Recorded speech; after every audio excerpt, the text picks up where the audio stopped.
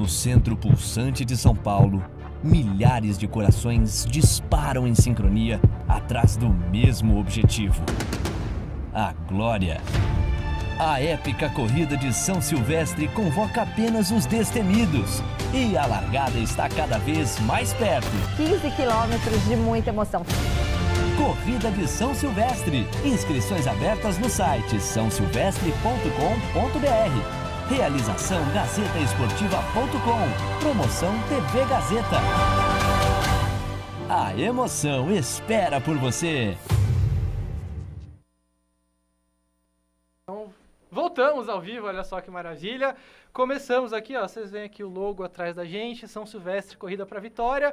Esse papo maravilhoso em que a gente chama, junto do Dr. Bruno Stefan, que é o grande idealizador desse quadro, ele que é médico do esporte, é cardiologista, sempre tem dicas maravilhosas pra gente, e ele traz convidados muito especiais. Hoje a gente tem o Ademir Paulino, treinador, atleta, a doutora Liliane também, que além de ser nutróloga e para falar de São Silvestre, ela vai lá no Você Bonita da TV Gazeta também, fala bastante sobre saúde, e o papo vai ser bom hoje, hein, doutor? Vai ser excelente. Hoje, seguindo a linha do programa, a gente vai falar sobre nutrição, da nutrição à performance, com dois convidados especiais, o nosso amigo Ademir Paulino, que tem muita experiência no assunto, treina diversas pessoas, vários atletas, leva para o Quênia, faz um diferencial importante aí no treinamento. E de São Silvestre ele é expert. E a doutora Liliane, que manja tudo sobre nutrologia, participa, como você falou aí, do programa Você Bonita, principalmente no quadro Fato ou Fake, falando sobre dicas de nutrição, e é uma entusiasta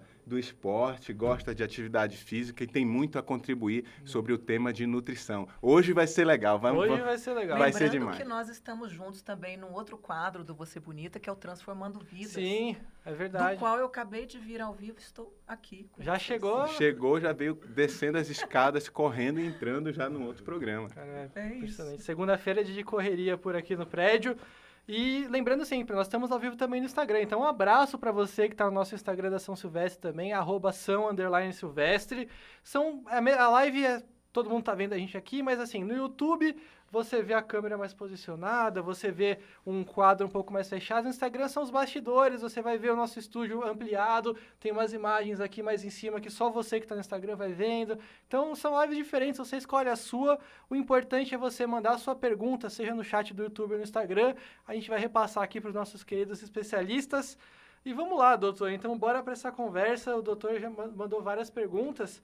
Eu queria que primeiro vocês contassem um pouco da relação de vocês com a corrida, né? Pode ser primeiro as damas, mas a relação de vocês para a corrida, como que vocês pegaram esse gosto e como vocês atuam hoje nesse segmento. Eu comecei a correr, eu tinha 16 anos, foi na época do vestibular, porque eu estava no terceiro colegial, então eu tinha pouco tempo para treinar, e a gente sempre sabe que a corrida é algo muito eficaz em termos de você não ter tempo. Um pouco que você corre, você consegue ter um gasto bem interessante.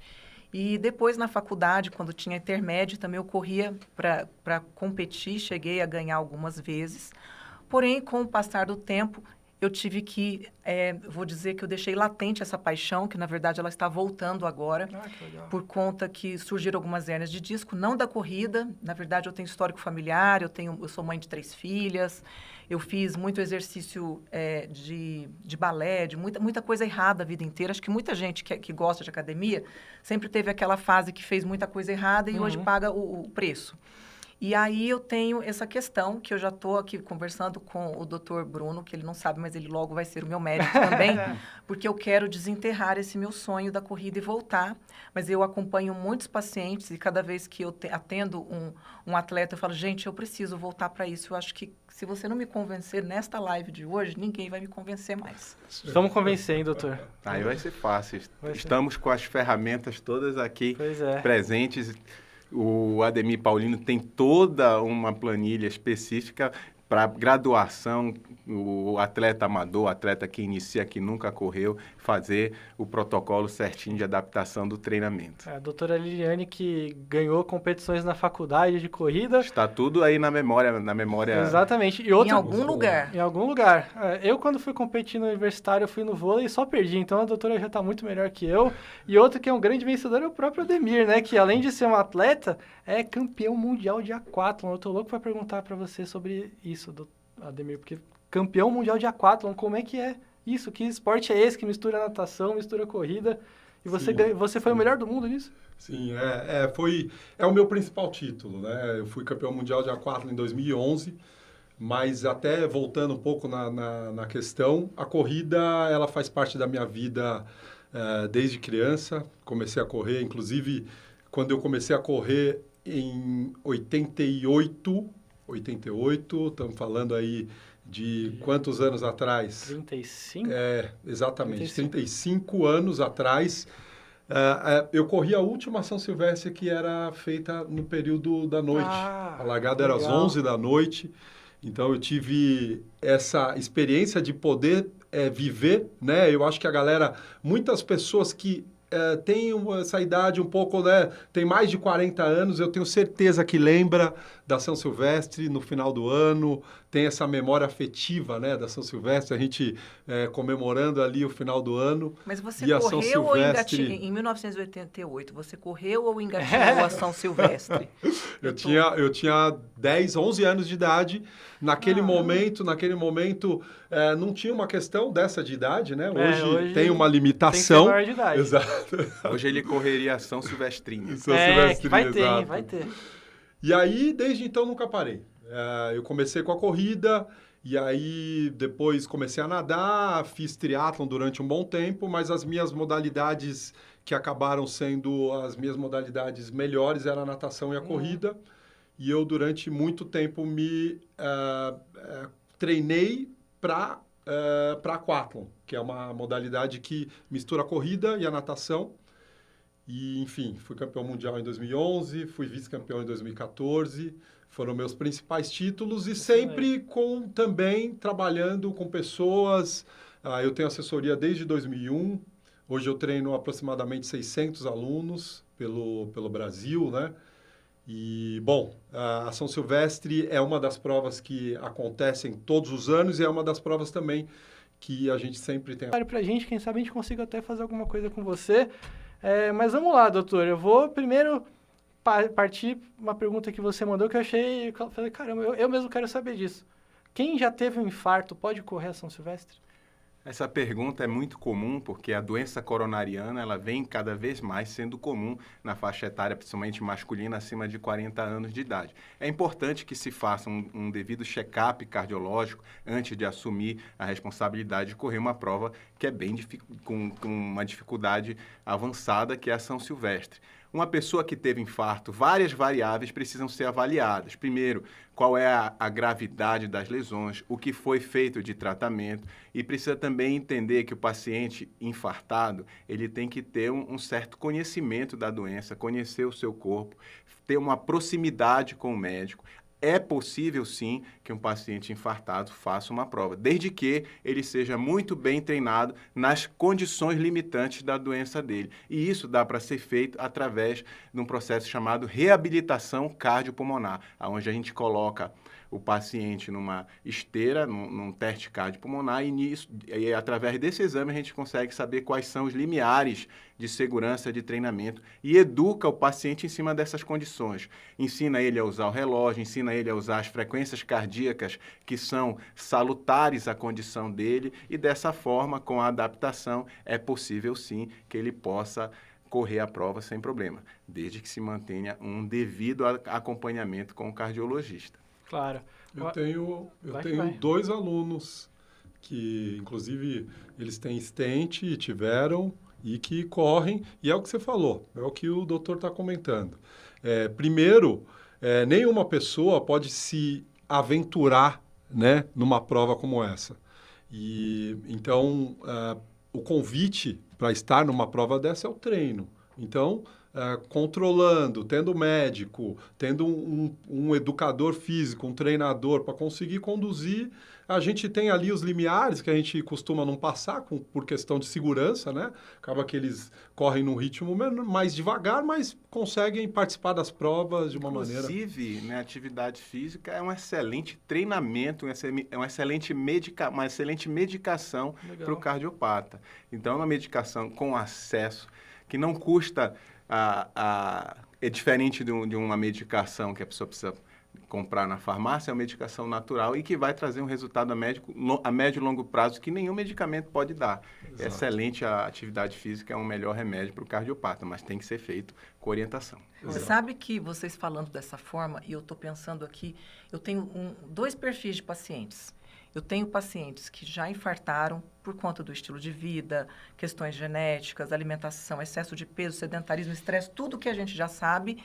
E aí, basicamente, o que ele faz? Ele vai no médico, ele começa a se cuidar, e aí, depois ele parece que esquece que teve aquele infarto e vem a infartar novamente, ou ele para de se cuidar, ou ele volta a engordar.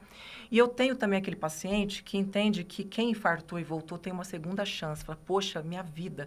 E volta com um valor tão grande para a vida que fala, não, eu quero valorizar, eu quero correr, eu quero cuidar de mim. Então, que os infartados repensem e sejam como esses. Não digo só corrida, mas que entendam que é uma segunda chance. E essa segunda chance não é para todos. Sim. Eu acredito que esses que você tenha, que corram e tudo, devam ser jovens, né? E é dificílimo, ele sabe, o jovem infartar e ficar, né? O jovem tem uma mentalidade mais difícil, né? Porque ele se desafia demais, ele demora a acreditar realmente que a doença existe nele, né? Por conta de ser jovem, e isso passa a ser um fator desafiador no tratamento. Boa. Exato. Beatriz Souza já está dando aqui um boa tarde no chat, a Bia também, a Fernanda Batista mandando que o Ademir é fera, e o Marco Romano tem uma dúvida legal para a doutora. Ele quer dicas sobre alimentação no dia anterior e na manhã da prova. Ah, o Marco, com certeza. Na manhã anterior, né? Acho que a gente vai além da alimentação, porque é interessante até o sono, sabe? A gente está falando de várias questões que envolvem o preparo aí. Mas não, às vezes eu vejo muitas pessoas falam assim, eu vou fazer uma dieta restrita em carboidratos.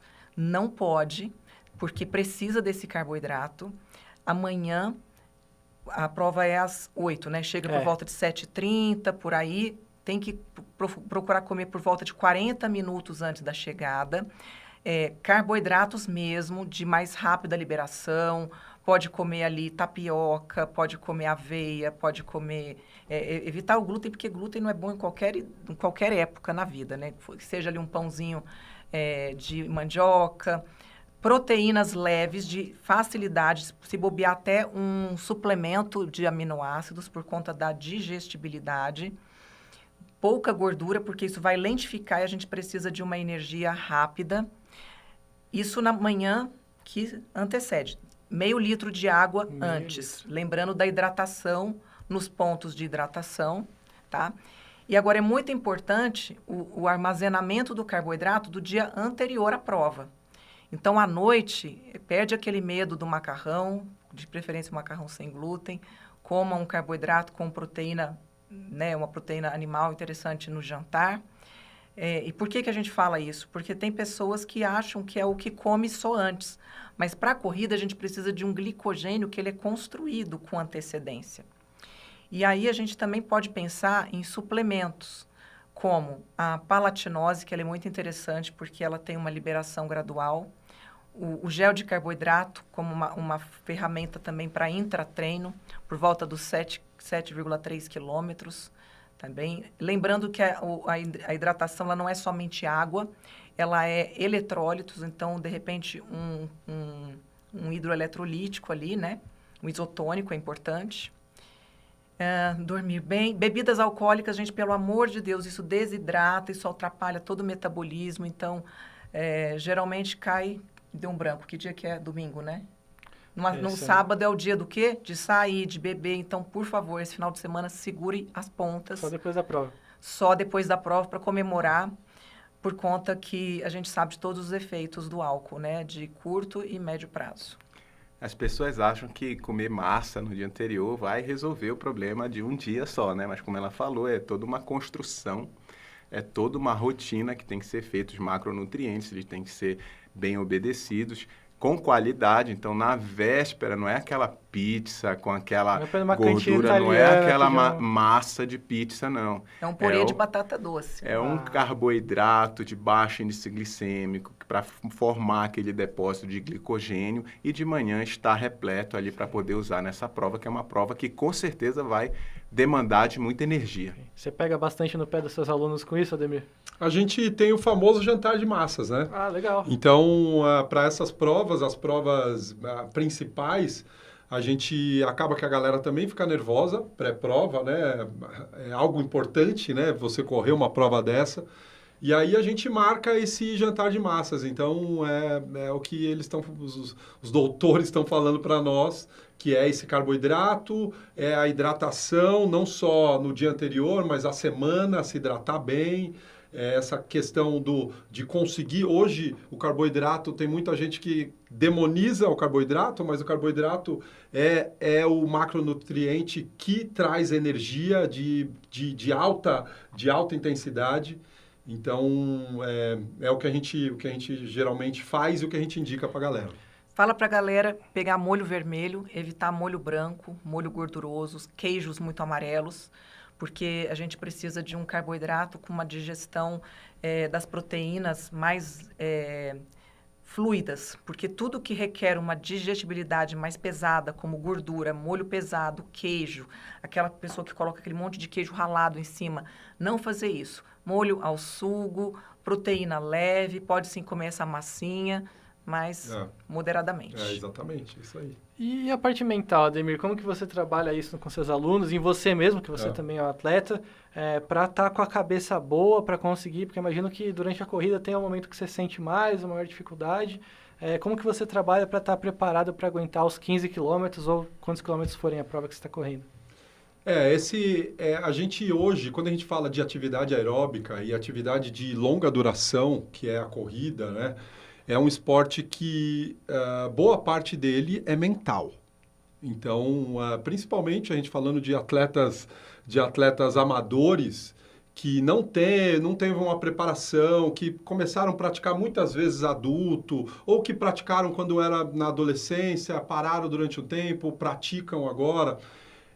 Eu gosto muito dessa parte mental porque eu vejo a diferença que faz nas pessoas. Então, tem algumas coisas e hoje alguns desafios que a gente tem vivendo no mundo que a gente vive. Um deles é o foco e a concentração.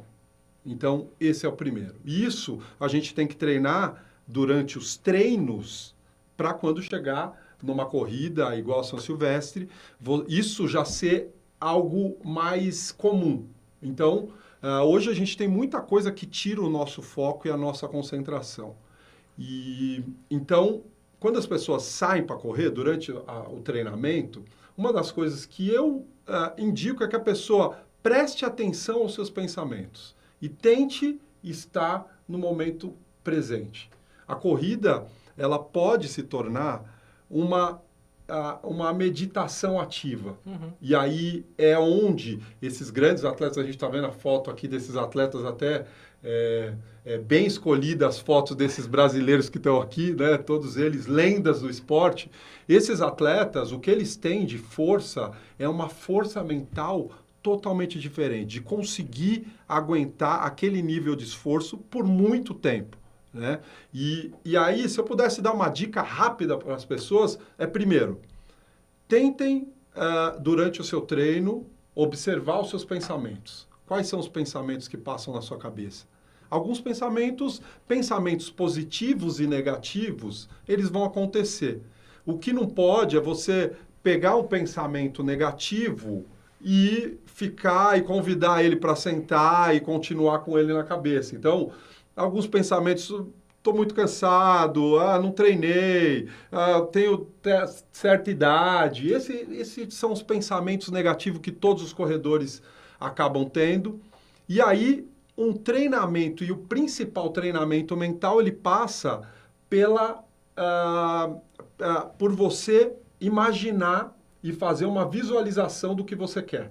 Então, para a galera já fica a dica, quando você vai fazer uma prova, você vai fazer um treino, você quer performar naquele treino, você faz uma visualização. E a visualização nada mais é que você sentar num lugar tranquilo, fechar os olhos e imaginar o que você quer naquele dia.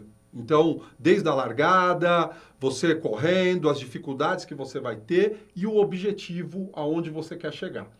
Para tornar a visualização ainda mais forte, se você colocar os 5 sentidos, né? Tá ali na largada, você tá ouvindo o locutor, tá ouvindo as pessoas, né? O que você tá vendo. Então, tentar trazer os 5 sentidos para essa visualização, e é o principal treinamento mental de qualquer atleta, de qualquer modalidade. Então, fica a dica aí pra galera. Muito legal. O nosso chat está animado, eu já vou passar as perguntas de vocês, mas eu queria passar para a doutora Liliana essa pergunta, que foi até o doutor Bruno que trouxe para a gente essa questão, que eu achei muito interessante mesmo, doutora. Ele quer saber até como que a alimentação pode influenciar para você ter mais energia mental, mais disposição mental para aguentar a corrida.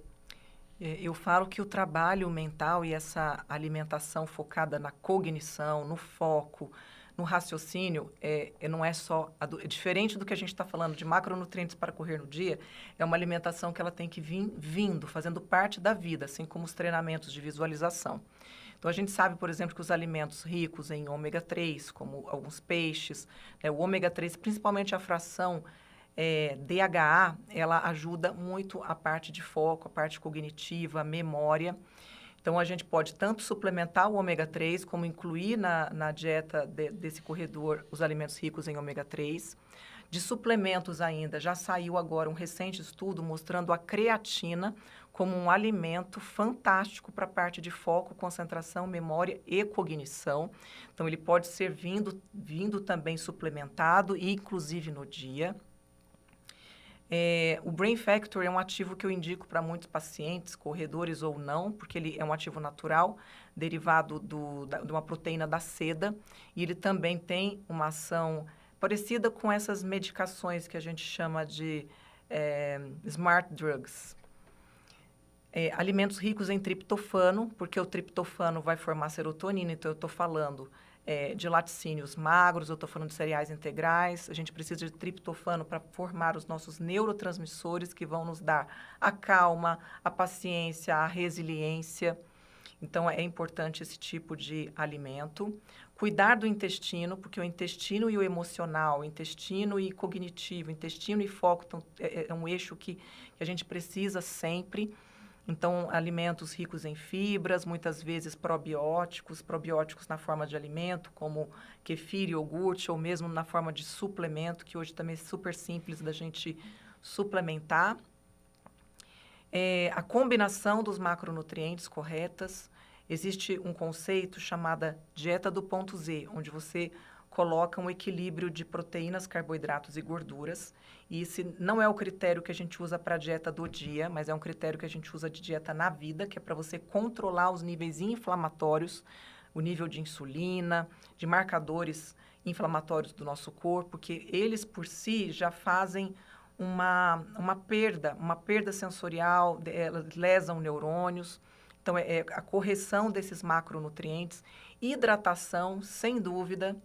Tá? A hidratação, a água de coco é excelente. Aliás, o coco também, ele é rico em ácido láurico, que é um elemento muito importante para a nossa saúde, para a imunidade e também para o combate aos radicais livres. Então, é uma alimentação que já tem que ser vista antes e, claro, para o dia, podemos manter algumas suplementações, sim, né? Complexo B. A vitamina B12 do complexo B é a mais importante para foco, concentração e energia, a metilcobalamina, que pode ser via oral, sublingual ou muitas vezes injetável. Boa. Você vê aí quanta coisa, quanta informação. Ali a dica do mindset, essa dica do mindset, ela é muito importante.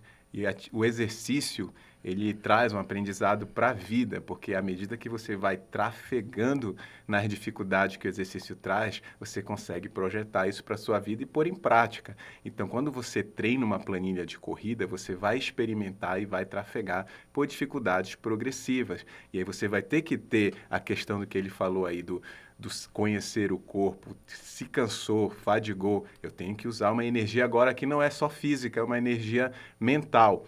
E muito disso está no propósito, ligado ao propósito. O que te levou a correr? O que te levou? Qual foi o porquê de você estar nessa mudança de estilo de vida? Então, esse porquê tem que ser muito forte. Um porquê muito forte leva a ações e atitudes fortes com resultados satisfatórios. Boa. Pedro Hernandes está aqui no chat, amanhã ele volta de férias, aí no próximo São Silvestre Corrida para Vitória ele já está aqui no lugar que é dele por direito, ele falou que é mais um programa muito legal, Ansiedade a Milhão para São Silvestre. O Giovanni Correia falou, é isso mesmo, eu sou retrato disso porque eu tive um infarto em 2020 e hoje com 3 stents consegui realizar a reabilitação cardíaca por 1 ano, voltou a correr e foi aluno do Ademir Paulino até 2020. Aqui o Giovanni Correia, baita história, é muito legal, a gente tem muito depoimento muito legal que chega pra gente. Grande Giovanni, o Alessandro Silva também está querendo saber do doutor, e a arritmia, quem tem arritmia também pode correr a São Silvestre? Eu estava conversando com a Ademir Paulino, inclusive, antes da gente entrar no ar, que a arritmia cardíaca ela é multifatorial, inclusive o próprio atleta, ele tem arritmias do atleta. Então, o atleta gera algumas arritmias e não são doenças, que fique claro. Mas saber se aquela arritmia ela é secundária a uma doença ou é uma adaptação do atleta, precisa fazer o acompanhamento. Muitas arritmias são tratáveis. A maioria das arritmias são manejadas com controle do estilo de vida. Evitar cafeína, evitar pimenta, evitar manejar o controle do estresse, controlar bem o sono. E outras arritmias, eu diria que em torno de 10% das cardiopatias em geral, são relacionadas a doenças estruturais, o qual também tem tratamento. Então, procurar um médico, ver se essa arritmia de fato é uma doença, se tratando de um atleta, se é relacionada à atividade física ou não, para ser adequadamente manejada e não é motivo para tirar do esporte. Boa. Tem mais pergunta aqui pro doutor, coisa rápida. Quem tem joanete pode correr? Tá perguntando a Kellen. Olha só, que preocupação, né? O joanete é a dor de muita gente. O mais importante aí no joanete é evitar a pressão sobre ele. Então, buscar um calçado adequado, calçados que aumentem a pressão naquela região vai favorecer a presença de calos, e calo, como todo mundo sabe, é muitas vezes limitante. Mas tem vários graus de joanete, tem alguns joanetes que inclusive precisa fazer um reajuste, uma correção cirúrgica para diminuir a quantidade da dor, então precisa passar numa avaliação para ver o grau de joanete. Mas, a rigor, também não é uma contraindicação à atividade física, e sim só apenas um reajuste ali da condição biomecânica de pisada, de pressão no pé. Importante sempre orientar que ela faça os treinos funcionais para fortalecer toda a musculatura ali do pé e dessa forma facilitar a adaptação desse pé com joanete. Olha só, o Marco Romano mandou em latim aqui, hein? Mens sana corpore sano, mente sã, corpo são. É essa mensagem que a gente está tentando passar aqui. E a Fernanda trouxe um assunto aqui para o Ademir, que é o que eu já queria tratar mesmo, é legal que ela trouxe. Ela falou, Ademir, a nutróloga aqui, a doutora Liliane, trouxe muita informação relevante, e ela falou que acha que os quenianos não têm acesso a tudo isso e são melhores. Ela está perguntando se os brasileiros são muito mimados ou se os quenianos são de outro planeta. Aí eu quero já saber de você mesmo, você que conheceu. Eu acredito que aquilo que ele explicou... Posso falar? Claro! Nossa, deve. Desculpa. Deve. Não, é porque eu achei muito bem colocado, porque o queniano, ele tem a resiliência mental, eu acredito. E aquilo que ele falou, a diferença dos vencedores não está no preparo, não está na suplementação de mimos, está na resiliência e no foco. Eu acredito que o que eles tenham de foco, disciplina e, claro, de toda uma boa genética, que a gente sabe que tem também, por uma ancestralidade corredora, e eu acho que isso sim faz diferença. Pronto, respondi, agora você pode... É isso aí, Ademir. Por que os quenianos estão dominando a São Silvestre e o que a gente tem que aprender com eles? Os quenianos, eles dominam não só a São Silvestre, mas as corridas de resistência no mundo, né? Talvez eu acho que a hegemonia que o Quênia tem na corrida, eu não consigo pensar em nenhum outro esporte que tem uma cultura que tem uma hegemonia tão grande. Assim, não consigo imaginar uma outra nação igual que os quenianos fazem. Os quenianos, e aí falando um pouco da alimentação, é sempre multifatorial. Não dá para a gente falar, eles são bons por conta disso. É multifatorial. Então, um dos fatores que, sem dúvida, faz a diferença para esses atletas é a parte da alimentação. Porque o Quênia e o local onde eles estão, que é no alto da montanha, que é no interior da África, o que eles têm de alimentação é a alimentação mais natural possível. É a fruta da estação, é o que a terra dá. Então, a gente não abre pacote, a gente não abre lata, a gente não abre garrafa. Então, mostra para nós o quanto essa alimentação básica, simples, ela é eficiente.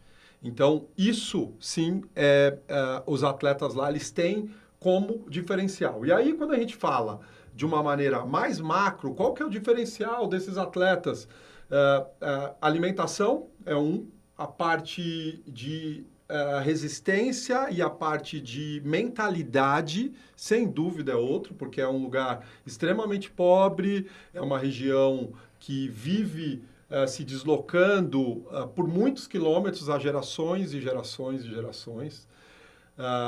Eles têm um estilo de vida, até por conta dessa parte socioeconômica, que no Quênia, você se desloca com o seu corpo. Não tem ônibus, a forma de se deslocar nessas cidades é você andar pra caramba. Então, quando eu levo as pessoas para lá, os corredores para lá... Não existem sedentários.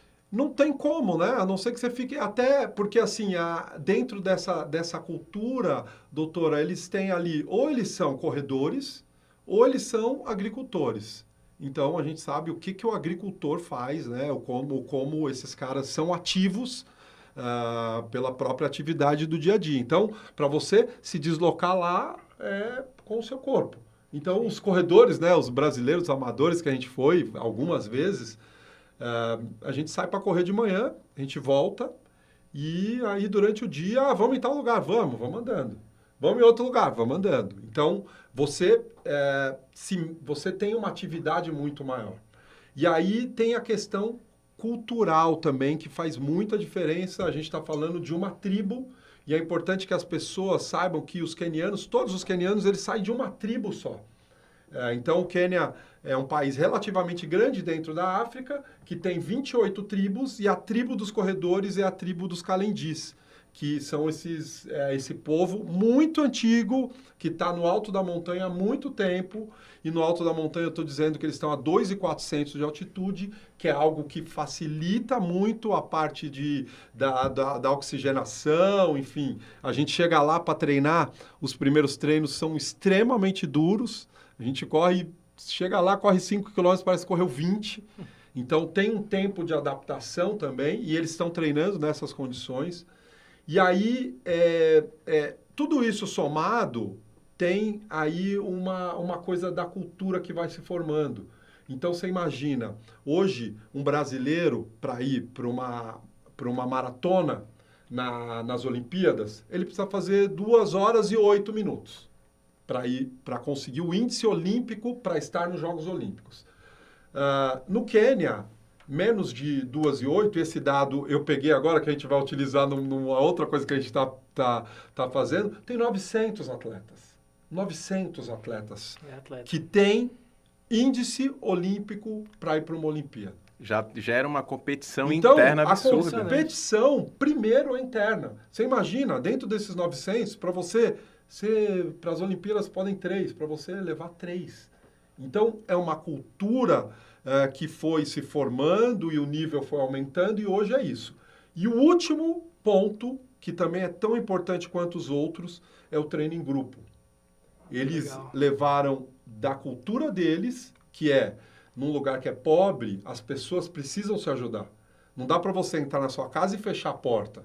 Você precisa do seu vizinho, você precisa mais da comunidade do que numa grande cidade. Então, eu planto... lá eles plantam muito milho, de repente você tem a vaca e você tem a galinha, e aí o que a gente faz é trocar. Você me dá o ovo, você me dá o leite e eu te dou o milho. Só que essa troca, ela também não é assim, eu não tenho milho o ano inteiro, né?